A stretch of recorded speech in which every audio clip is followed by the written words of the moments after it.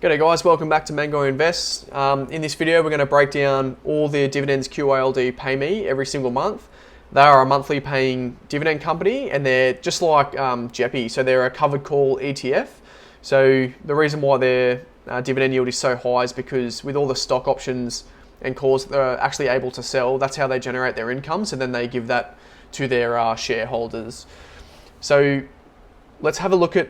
Firstly, I just want to have a look at the dividend yield and the history. Now, this isn't what a typical dividend investor would be looking for, because from 2017 all the way to 2022, you can see that the growth is inconsistent. So yes, they have been paying a dividend since 2014. However, it's not consistent. What we like to see is the constant growth of that dividend, although just remember, this is just a small portion of my portfolio, so I'm willing to accept a little bit of risk in order to get just a slightly higher dividend yield.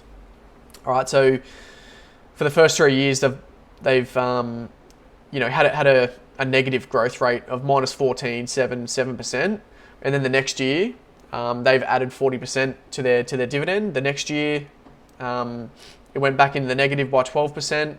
Okay, and then the next 2 years were fairly consistent of upping their dividend by 10% and then 12%, and then in 2022. They were taken back by 23%. All right, so we'll quickly just go to the dividend history.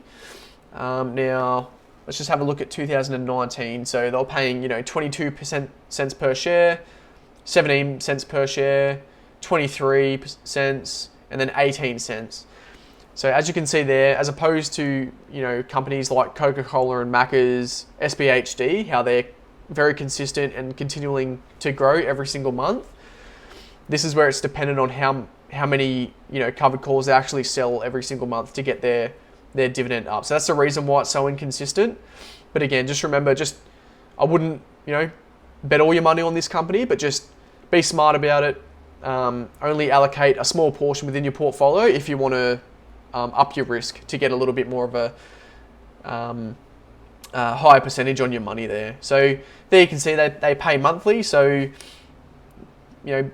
it's a little bit inconsistent there, but the first and second, 29th, 26th of every single month, roughly, is when they pay their dividend. So the first dividend of 2023 was the 31st of January, and that was at just under 17 cents per share. All right. So we'll look at QYLD in my personal portfolio. So over the last year, they've actually taken a bit of a hit, which means their dividend yield would go naturally higher, because as the stock price falls, the dividend yield increases, which isn't to say that that's a good thing. All right, so we're now down to $16.68. The dividend yield is 12.78%.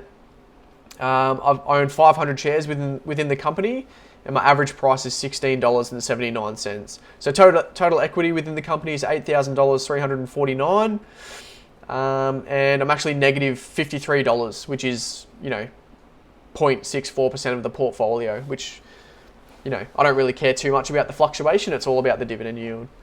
So that's just a quick little brief overview of QYLD in my portfolio so far. I just want to quickly look at the dividend tracker. So again, track your dividends. It's a really good website if you want to input your portfolio and see how much money you're going to make on a monthly and yearly basis.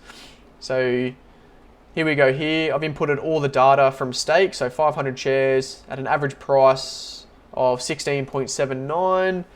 Dividend yield, it breaks down the dividend yield here, the yield on cost, and then the annual income being $1,021, which is not quite at $100 per month. That's probably a short-term goal that I want to get at, so I just need to make this annual income at around $1,200 to make it $100 per month, and that's all in US currency as well. All right, so let's have a look at all the dividends that they've paid me on a monthly basis, all the way back to the 31st of August of 2022. So this is when I first purchased the company. I first made an initial investment of 54 shares. And the amount per share that they paid me was 18 cents. And the very first payment I got was $9.80, which I was extremely excited about. And Now, if we go up to the next month, so September of 2022, so we've gone from 50 shares to 202 at a price per share of 17 cents. So we've gone from $9 to $33 in a space of a month. All right. So now heading up, all right, to November, 295 shares now, but the share price has gone down. So 16 cents, but we're now getting paid $48 per month. Right, moving on to December. November.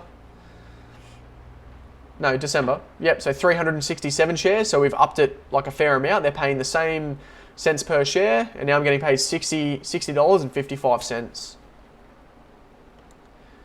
Let's move up to January. So 433 shares now at the same price as 16 cents per share and $70 per month. So that was January of 2023. And February so far, so we've gone from 433 shares to 500 shares. And they just paid an extra 1 cent per share, being 17 cents. And we've gone from $70 to $84 now. So that was February of 2023.